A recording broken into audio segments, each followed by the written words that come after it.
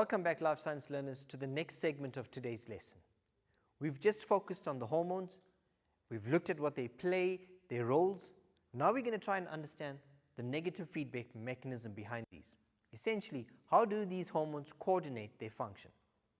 Let's understand the concept of negative feedback as an overview before we get into understanding how these hormones interact with each other. An important concept that we need to look at is homeostasis. They will be significantly explained better in a section later on when we do the endocrine system. But it's important that we understand what homeostasis is at the moment. Homeostasis is the tendency to resist change and to maintain a stable, relatively constant internal environment. I often refer to it as simply as a process of maintaining a constant internal environment. Let's try and understand the importance of this. We know that the hormones tend to fluctuate. They tend to increase and decrease at various stages during the reproductive cycle. How does this balance maintain? It's through a process called negative feedback. And so we see the relationship between hormones where some hormones increase, causing a decrease in the other, and likewise an increase in another hormone causing a decrease in one hormone. So that concept can be illustrated using this illustration here. So we know that there are stimulation that can cause a certain receptor to increase the release of a hormone, and we see that that hormone has an effect, and that effect brings about a balance. And we know that this balance that we require is important for the optimal functioning of an organism. So when we look at the concept of homeostasis, we need to look at the concepts around the negative feedback and the positive feedback mechanisms. Let's try and understand what negative feedback and positive feedback actually try and establish in an organism. So when we look at negative feedback, we see that it brings about conditions back to normal whenever they start to become too extreme or higher than normal. We also know that the positive feedback will cause a condition to return back to normal, especially when there's an increase in extremity. So the mechanism around homeostasis is essentially the two mechanisms either responding to an increase or responding to a decrease. And the idea is to be able to bring that balance back in the body, and that balance is homeostasis. So in order for us to understand the hormonal control of the menstrual cycle, it is important that we graphically illustrate this process. So the graph shows the relationship between the ovarian cycle and the uterine cycle, as well as the interaction of the hormones in each cycle. Let us pause and reflect at the graph. When you look at this graph, on the x-axis we have time plotted in days from day 0 to day 28, and essentially this is the first day when menstruation starts. We also see that this graph illustrates the thickness of the endometrium. It shows you the different ovarian hormones, which are estrogen as well as progesterone. We also see the release of the hormones from the pituitary gland, which are LH and FSH, and we look at the relationship of that to the development within the ovary and the formation of the follicle. So when we look at this, we get a broad sense of the various different interactions between the hormones in the ovary as well as the hormones from the pituitary gland. Now I'm going to pause at this point and reflect specifically on what happens between days 1 to 14. Now guys, the pituitary gland secretes FSH, which again stimulates the development of the primary follicle into the mature grafton follicle. When we look at this graph, let's try and identify FSH. So we see that at the start of the cycle, the FSH levels decrease, and as they increase, you find that the development of the follicle up here tends to increase in size. So as we mentioned, the follicle stimulating hormone stimulates the development of the primary follicle, and as that primary follicle develops, we see the level of estrogen increasing, and that's the relationship between the estrogen being produced by this developing follicle. I'm going to pause at that, and we're going to need to reflect on the next concept.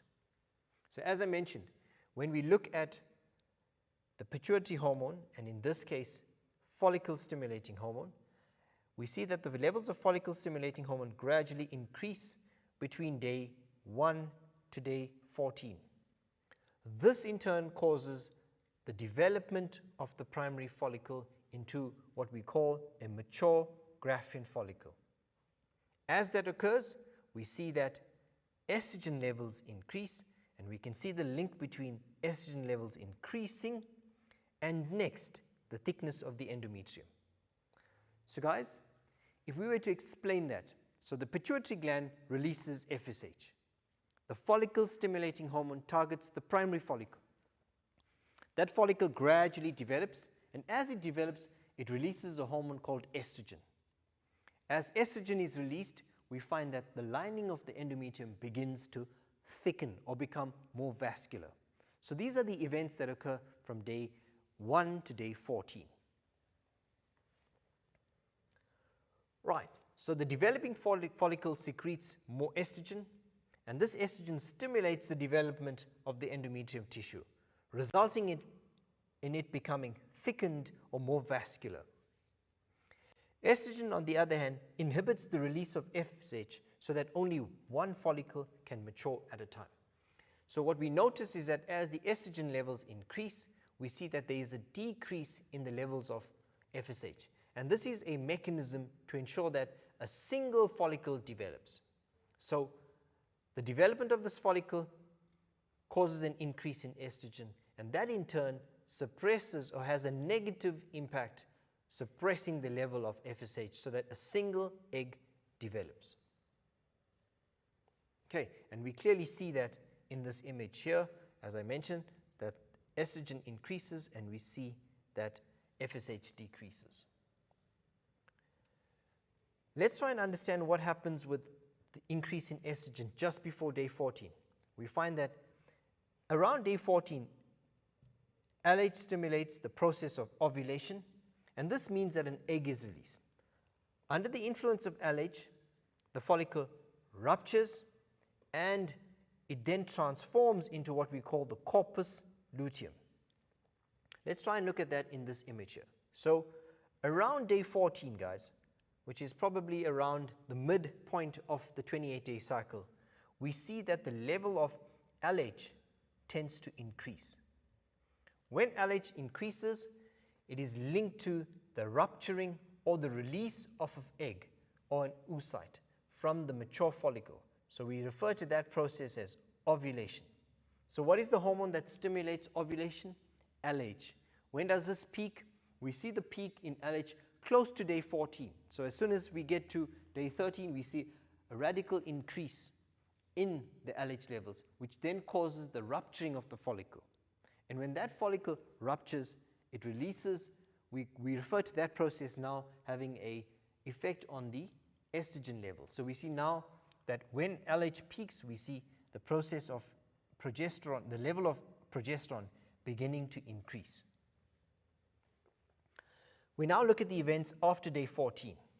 We see that the endometrium begins to thicken considerably in preparation for the implantation of the fertilized egg.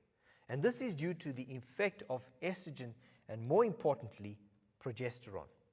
Now I'm going to go to this slide and revisit this. So we see now the relationship after day 14, we see there's an increase in the progesterone levels. We know that progesterone has a significant impact on preparing the lining for pregnancy. The lining of the endometrium is now thickened and is maintained for the next 14 days. This is all due to the release of progesterone from the structure called the corpus luteum. Let's try and understand what maintains the corpus luteum. The corpus luteum is maintained by the luteinizing hormone. So after day 14, the corpus luteum is maintained by LH, and in turn, the corpus luteum stimulates the production of progesterone, and we see that the progesterone now thickens and maintains the lining of the endometrium. After day 14, we see that corpus luteum has released progesterone, and as you mentioned, progesterone plays an important role in thickening the endometrial lining. Progesterone in turn inhibits the release of FSH, and we will look at that in the graph, so that only a single follicle matures at the time. Progesterone also inhibits the secretion of LH and thus prevents further ovulation. The production of progesterone and estrogen will stop, which then further leads to the following. So as we know, the function of progesterone is to maintain the lining of the endometrium. A decrease in that will have an effect on the maintenance of the endometrial lining, and this, we say, will cause the process of menstruation.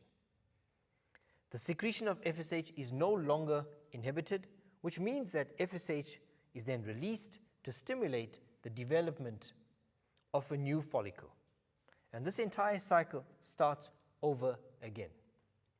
So before I continue with that, let me just go back to this slide.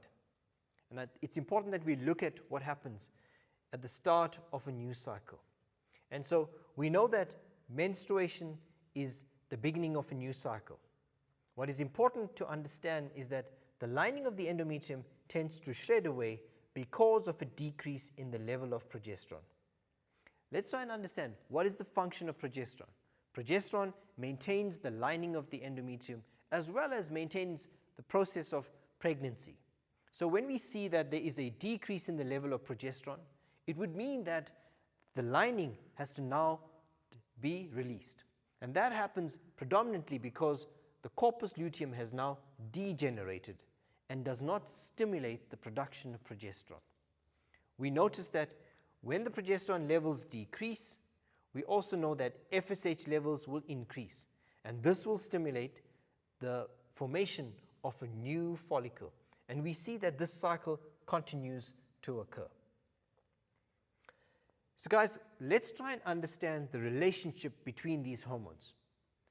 So in this image, we're discussing the negative feedback process in the reproductive hormones. And let's try and look at all of the information together in one illustration. So the pituitary gland produces two hormones. It produces firstly FSH, and we see these solid lines indicating the stimulation of a hormone. The follicle stimulating hormone targets the development of a primary follicle into what we refer to as a mature Graafian follicle. As that follicle develops, we know that it stimulates the release of estrogen. When estrogen levels peak, it inhibits or stops the level of FSH. We know that estrogen now acts on the endometrium, causing the lining of the endometrium to thicken. However, we also need to recognize that around day 14, the luteinizing hormone levels increase, and when luteinizing hormone level increases, we see that it begins to target the corpus luteum. When it targets the corpus luteum, it will cause a process of ovulation. This in turn will mean that the corpus luteum then releases progesterone.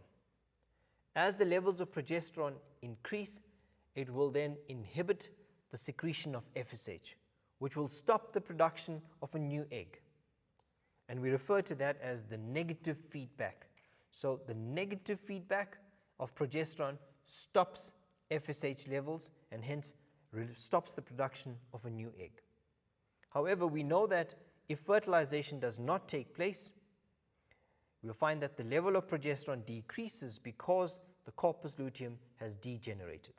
When that level decreases, we see the levels of FSH then increasing, and we see FSH now starting to act on a new follicle. And so this process continues to occur on a cyclic basis. So guys, we've looked at the function of these hormones. We've looked at the concept of how negative feedback occurs. It's important that we recognize that FSH stimulates the primary follicle developing. When the primary follicle develops, it develops and matures into a Graafian follicle. During that process, estrogen is released, and that estrogen goes into the uterine lining, thickening the uterus. As we mentioned, around day 14, LH levels peak, and when LH levels peak, FSH levels would have decreased. LH then causes the rupturing of a follicle, and we refer to that process as ovulation. What is left now is the corpus luteum, and the corpus luteum will then stimulate the ovary to produce progesterone. Progesterone levels then increase and then thicken the endometrial lining, and this is what maintains the thickness of the endometrium. Should a female fall pregnant, the corpus luteum continues to produce progesterone, maintaining the lining of the endometrium.